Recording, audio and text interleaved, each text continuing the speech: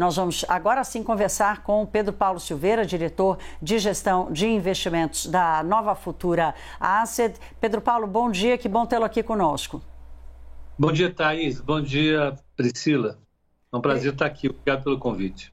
Que bom. Nós temos dois assuntos aqui para tratar com você, mas que estão interligados. Quero começar falando dessa mudança aí, dessa piora na visão da expectativa aí para as contas públicas, porque isso afeta de alguma forma. Nós vimos ontem, por exemplo, uma correção fortíssima dos ativos. No final está tudo interligado, né, Pedro Paulo? Mas assim, o que levou o mercado a fazer uma correção tão forte ontem?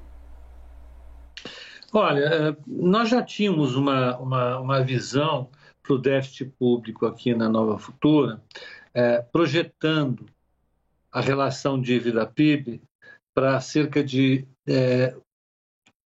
86% em 2026. E ela chegaria rapidamente a 94%, incluindo, vamos dizer assim, esses arranjos atuais em relação ao aumento de gastos.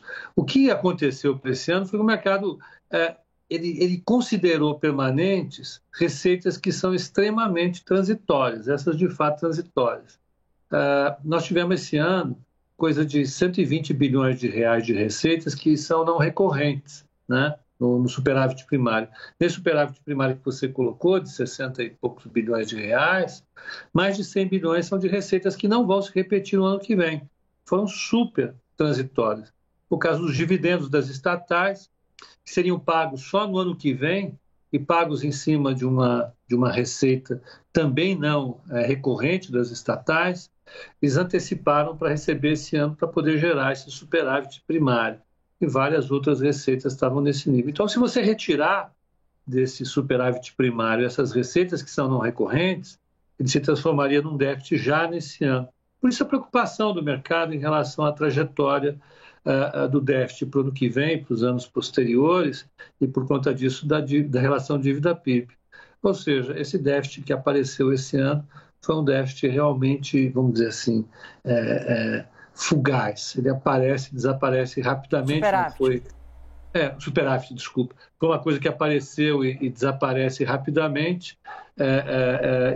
E é simplesmente isso. Eu acho que o mercado fez um bom ajuste, dado que o governo que vai assumindo não tem sinalizado nenhum esforço para achar uma fonte e manter esse superávit primário nos próximos anos. Pepa, ontem as ações também foram prejudicadas, a Petrobras caiu bastante por causa dos rumores de mudança na lei de estatais, com uma possibilidade de Mercadante assumir a presidência da Petrobras, BNDES, especulações em relação a isso. Na dúvida, os investidores se desfizeram dos ativos, venderam os ativos, mas queria saber, você acha que pode haver de fato uma mudança na lei de estatais? Eu lembro de conversar com alguns especialistas que falaram em outras trocas de presidência da Petrobras anteriormente, quando o governo quer dar um jeitinho, inclusive tinha algumas questões ali, questionamentos sobre Caio Paes de Andrade para a Petrobras, e mesmo assim ele foi indicado, conseguiu ir para a presidência da Petrobras. Você acha que isso poderia acontecer de novo? Olha, eu acho que o novo governo vai se esforçar para isso. Afinal, o Aloysio Mercadante é um quadro muito caro para o Lula, né? Ele foi muito fiel, muito dedicado, então ele merece, segundo o Lula, recompensa para esse esforço todo. Agora, driblar, nesse caso, a legislação, eu acho mais difícil, Priscila. Eu estava conversando também ontem com alguns colegas e com alguns especialistas. No caso do Aloysio Mercadante, seria mais difícil driblar a lei das estatais para empossá-lo na Petrobras. Eu acho que o governo Lula, o futuro governo Lula, vai ter que achar um outro lugar para colocá-lo, colocar na Petrobras uma outra pessoa que não tivesse esse problema. Porque, especificamente para políticos, e não era o caso do Paes de Andrade, já fica mais difícil driblar a lei. Então, eu tenho, assim, eu acompanho esses colegas que estão apostando que não vai conseguir, o governo não vai conseguir empossar o Aloysio Mercadante. Acho que e o medo era esse, para poder empossá-lo, ter que mudar a lei. Mas também vai ficando claro que para mudar a lei é muito mais difícil, né? Agora, não é simplesmente uma votação de uma PEC que pode mudá-la. Então, eu acho que vai ser difícil, vão ter que achar outra saída para empossar ao Mercadante alguma coisa no próximo governo.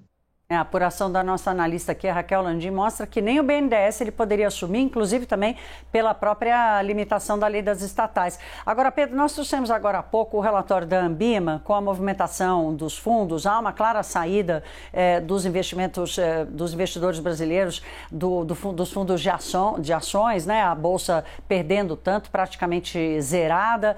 Mesmo para os fundos de renda fixa, aqueles que têm mais um perfil ligados a títulos públicos também com perda, mas os investidores estrangeiros continuam entrando com tudo. Muito bem, obrigada.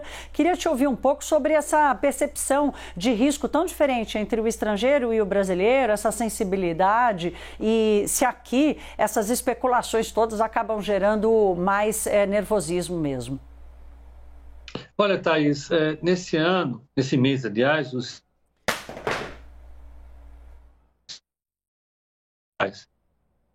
eu acho que está falhando a conexão, agora voltou. Eles entraram com 3 bilhões de reais.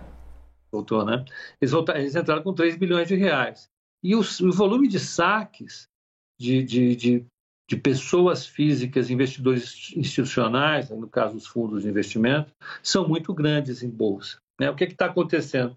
Na minha visão, é que continua uma visão negativa para o mercado brasileiro por parte dos gestores brasileiros que administram os fundos de ações, os fundos multimercados, basicamente por conta da visão que tem em relação um segundinho só. Eu acho que agora vai estabilizar. Por conta da instabilidade da política fiscal esperada para o próximo governo. Então, enquanto o governo não sinalizar, o próximo governo não sinalizar uma solução, vamos dizer assim, incrível para a questão do déficit público, esse fluxo negativo para ativos brasileiros deve continuar por parte dos investidores locais. Os estrangeiros é um pouco diferente. Lá fora, eles têm optado por países emergentes. Eles têm visto que o prêmio de risco embutido nos países emergentes é melhor do que aquele que está para os países avançados. As bolsas de emergentes podem oferecer uma relação risco-retorno melhor e eles têm optado marginalmente por colocar alguma coisa nos países emergentes. Se você for observar, 3 bilhões de reais em investimento estrangeiro aqui no Brasil, não dá $1 bilhão hoje, é muito pouco para o volume que eles administram lá fora.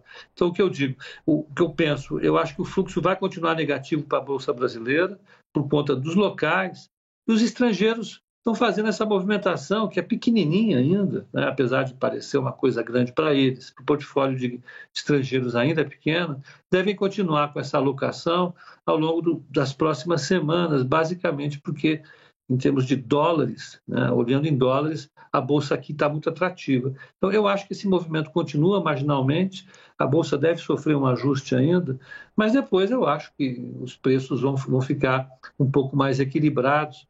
O que aconteceu foi que até algumas semanas atrás o Brasil não tinha muito prêmio para o investidor local manter suas posições em ações. Acho que agora esse prêmio está sendo um pouco melhorado, a Bolsa vai caindo, os prêmios vão ficando melhores e deve se estabilizar em algumas semanas. Pois é, a nossa bolsa tem se segurado um pouco também com commodities, reabertura da China, mas quando as commodities caem, como a gente viu ontem também, a nossa bolsa não se segura de forma alguma, né? A gente conversou com o Pedro Paulo Silveira. Pepa, muito obrigada, diretor de gestão de investimentos da Nova Futura. Até uma próxima, uma ótima terça-feira para você. Obrigado para vocês, uma ótima terça-feira a todos.